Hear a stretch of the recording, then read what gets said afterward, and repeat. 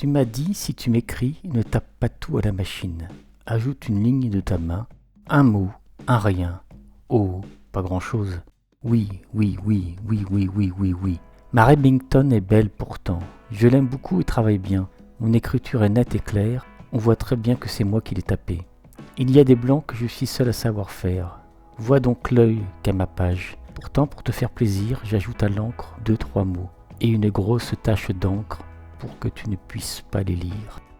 La lettre océan n'est pas un nouveau genre poétique. C'est un message pratique à tarif régressif et bien meilleur marché qu'un radio. On s'en sert beaucoup à bord pour liquider des affaires que l'on n'a pas eu le temps de régler avant son départ et pour donner les dernières instructions. C'est également un messager sentimental qui vient vous dire bonjour de ma part entre deux escales aussi éloignées que les Express et Dakar. Alors que me sachant en mer pour 6 jours, on ne s'attend pas à recevoir de mes nouvelles. Je m'en servirai encore durant la traversée du Sud Atlantique entre Dakar et Rio de Janeiro pour porter des messages en arrière car on ne peut s'en servir que dans ce sens-là. La lettre océan n'a pas été inventée pour faire de la poésie, mais quand on voyage, quand on commerce, quand on est à bord, quand on envoie des lettres océan, on fait de la poésie. Tout le monde parle des couchers de soleil. Tous les voyageurs sont d'accord pour parler des couchers de soleil dans ces parages. Il y a plein de bouquins où l'on ne décrit que les couchers de soleil.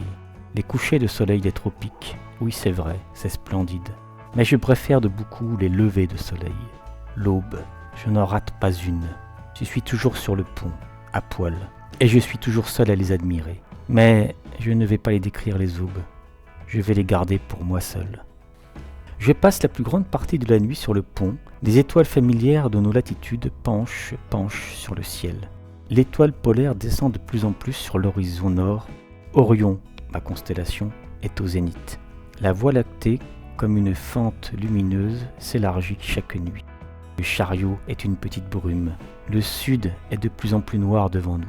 Et j'attends avec impatience l'apparition de la croix du sud à l'est. Pour me faire patienter, Vénus a doublé de grandeur et quintuplé d'éclat, comme la lune elle fait une traînée sur la mer. Cette nuit, j'ai vu tomber un bolide. Je me promène sur le pont dans mon complet blanc acheté à Dakar. Au pied, j'ai mes espadrilles achetées à Villa Garcia. Je tiens à la main mon bonnet basque rapporté de Biarritz. Mes poches sont pleines de caporal ordinaire. De temps en temps, je flaire mon étui en bois de Russie. Je fais sonner des sous dans ma poche et une livre sterling en or. J'ai mon gros mouchoir calabré et des allumettes de cire de ces grosses que l'on ne trouve qu'à Londres. Je suis propre, lavé, frotté plus que les ponts. Heureux comme un roi, riche comme un milliardaire, libre comme un homme. Orion, c'est mon étoile. Elle a la forme d'une main. C'est ma main montée au ciel. Durant toute la guerre, je voyais Orion par un créneau. Quand les Zeppelins venaient bombarder Paris, ils venaient toujours d'Orion. Aujourd'hui, je l'ai au-dessus de ma tête. Le grand mât perce la paume de cette main qui doit souffrir, comme ma main coupée me fait souffrir, percée qu'elle est par un dard continuel. Nous sommes depuis plusieurs jours déjà dans la région du Poteau.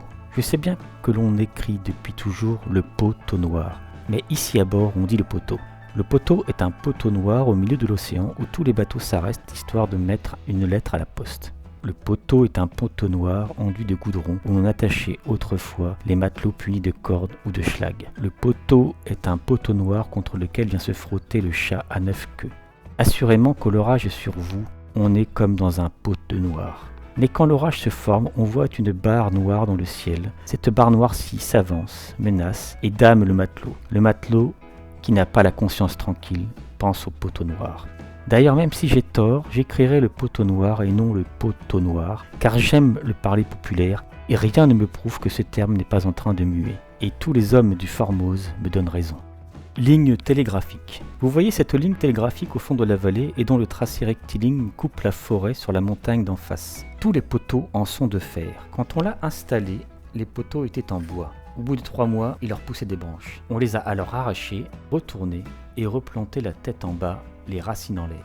Au bout de 3 mois, il leur repoussait de nouvelles branches, ils reprenaient racines et recommençaient à vivre. Il fallut tout arracher et pour établir une nouvelle ligne, faire venir à grands frais des poteaux de fer de Pittsburgh. Je ris, tu ris, nous rions. Rien ne compte, sauf ce rire que nous aimons. Il faut savoir être bête et content. Hommage à Guillaume Apollinaire. Le pain lève, la France, Paris, toute une génération. Je m'adresse au poète qui était présent. Ami, Apollinaire n'est pas mort. Vous avez suivi un corbillard vide. Apollinaire est un mage. C'est lui qui souriait dans la soie des drapeaux aux fenêtres. Il s'amusait à vous jeter des fleurs et des couronnes, tandis que vous passiez derrière son corbillard. Puis, il a acheté une petite cocarde tricolore. Je l'ai vu le soir même manifester sur les boulevards. Il était à cheval sur le moteur d'un camion américain et brandissait un énorme drapeau international déployé comme un avion. Vive la France! Les temps passent, les années s'écoulent comme des nuages. Les soldats sont rentrés chez eux, à la maison, dans leur pays. Et voilà que se lève une nouvelle génération. Le rêve des mamelles se réalise. Des petits Français, moitié anglais, moitié nègres, moitié russes, un peu belges, italiens, anamites, tchèques, l'un à l'accent canadien, l'autre les yeux hindous, dents, face, os, jointure, galbe, démarche, sourire. Ils ont tous quelque chose d'étranger et sont pourtant bien de chez nous. Au milieu d'eux, Apollinaire comme cette statue du Nil, le père des eaux, étendu avec des gosses qui lui coulent de partout. Entre les pieds, sous les aisselles, dans la barbe, ils ressemblent à leur père et se départent de lui, et ils parlent tous la langue d'Apollinaire.